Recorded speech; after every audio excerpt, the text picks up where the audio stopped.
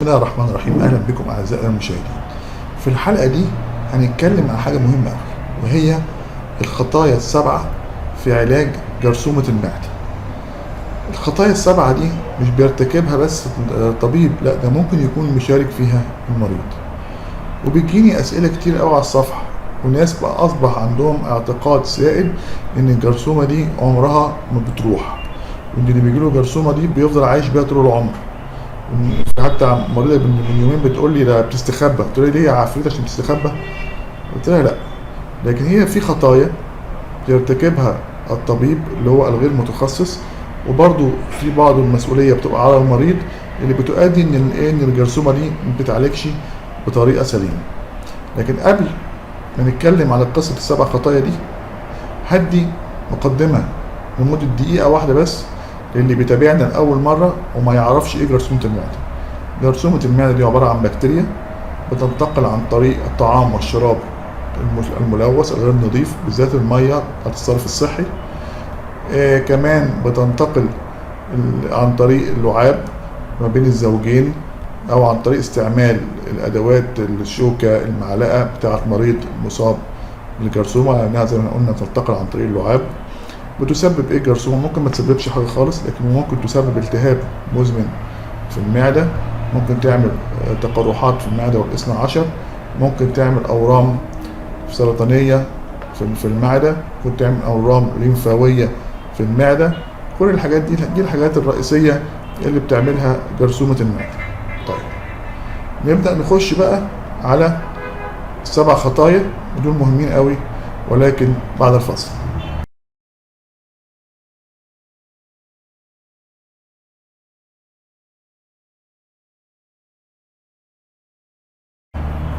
أول خطيئة هو إن الطبيب يجيله المريض بيعاني من التهابات شديدة في المعدة وبأعراض شديدة. المريض جاي عمال ألم شديد في المعدة، عمال غممان نفس، عمال يتقيأ، والمريض والدكتور يعمل له تحليل الجرثومة، يلاقي عنده جرثومة، يقوم مديله على طول علاج الجرثومة. إيه اللي بيحصل في السيناريو ده؟ اللي بيحصل إن معدة المريض تعبانة مش متحملة، واحنا لما بندي علاج للجرثومة احنا على الأقل بندي 2 مضاد حيوي.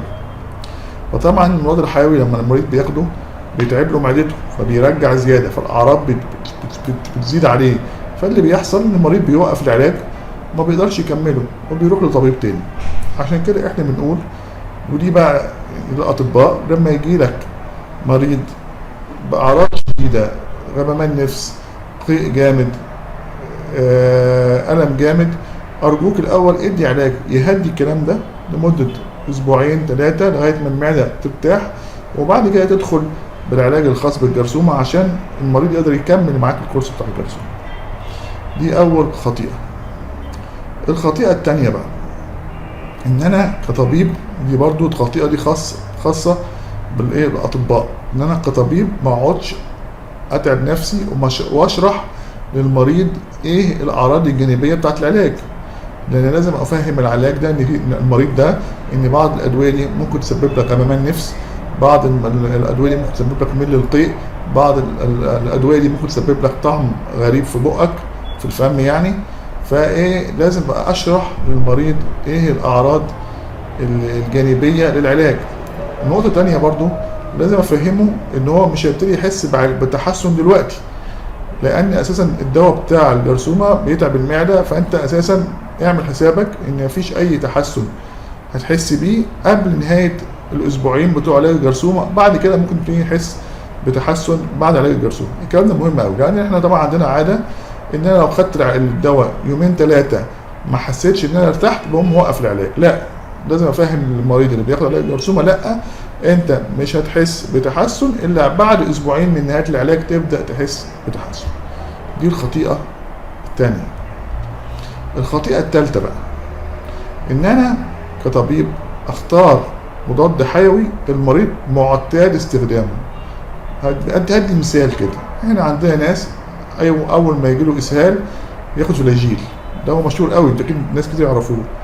اول ما يجي له وجع في الحلق ياخد اوجمنتين. والحقيقه الدوايين دول من الادويه اللي احنا كنا بنستعملهم في علاج الجرثومه، لكن من كتر الناس ما بتستعمل الادويه دي، فاصبح في مناعه للميكروب ضد المضادات الحيويه دي. عشان كده مهم قوي انت لما تيجي تكتب مضاد حيوي تسال المريض انت المضاد الحيوي ده معتاد على استخدامه؟ لو المريض معتاد على استخدامه ارجوك ما تستعملوش. ايه تاني؟ لو المريض عنده حساسيه لازم تساله انت عندك حساسيه من حاجه معينه. في بعض الناس عندها حساسيه من بعض المضادات الحيويه، بالذات اشهر حساسيه البنسلين. ما ينفعش بقى لو عندي واحد عنده حساسيه من البنسلين استعمل مثلا حاجه زي الاوجمنتين، مش هينفع. يبقى دي الخطيئه الثالثه. الخطيئه الرابعه بقى، الخطيئه الرابعه خاصه بمده العلاج. في ناس تكتب مده علاج صغيره قوي وليكن اسبوع، دي غالبا ما بيجيبش نتيجه. وده قد يكون الطبيب كتب اسبوع، او قد يكون المريض هو كتب له اسبوعين وهو اكتفى باسبوع، فيقول لك الجرثومه ما راحتش. لما انت ما خدتش علاج مظبوط، انت لازم تاخد العلاج بالطريقه المظبوطه زي ما الدكتور بيقول لك، والمده المظبوطه ليه على الاقل حاجه اسبوعين. خطيئه ايه تاني بقى الغلط تاني؟ انك تاخد العلاج لمده اطول من اسبوعين. انا بشوف روشتات بتجيلي من اطباء بيدوا شهر ونص، شهر وشهر ونص. الكلام ده ما ينفعش. الكلام ده بيعرض المريض لمضاعفات ليها علاقه بالمضادات الحيويه.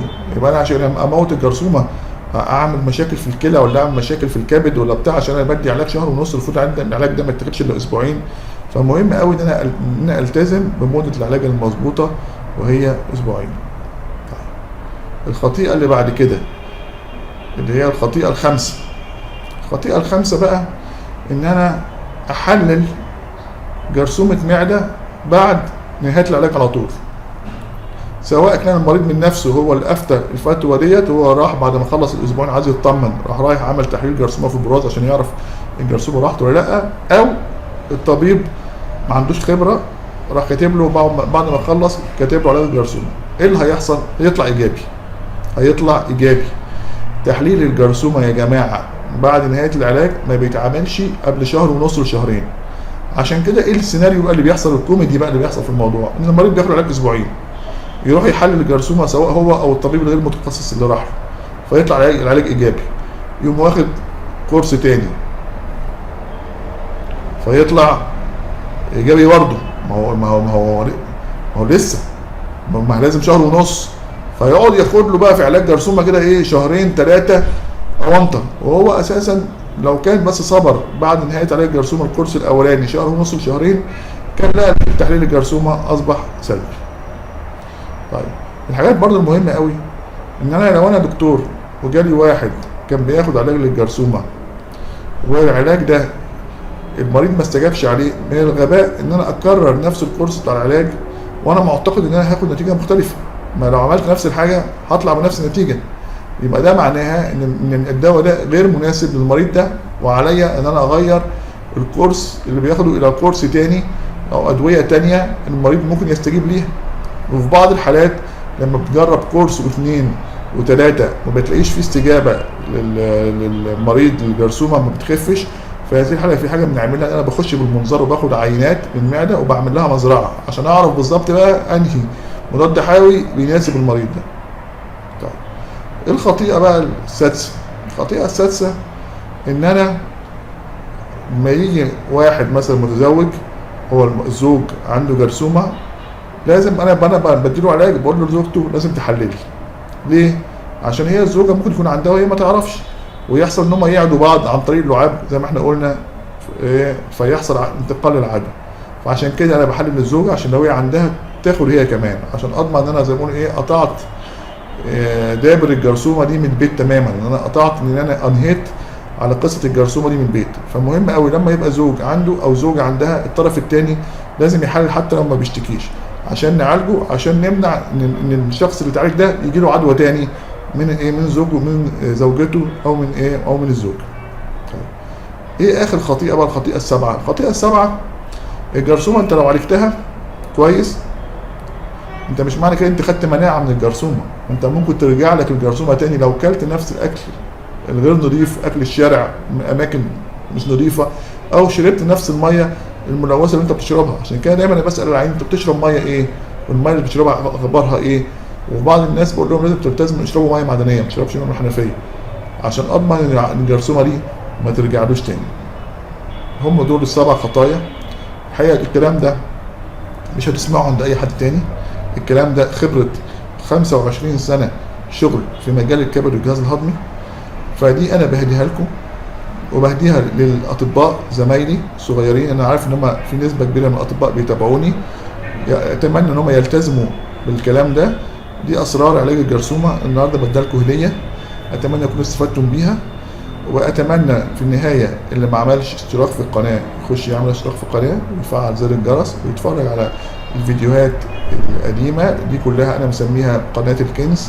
اتمنى ان انتم كلكم تتابعوها وكلكم تستفيدوا بيها، وان شاء الله اشوفكم في حلقه قادمه، والسلام عليكم ورحمه الله وبركاته.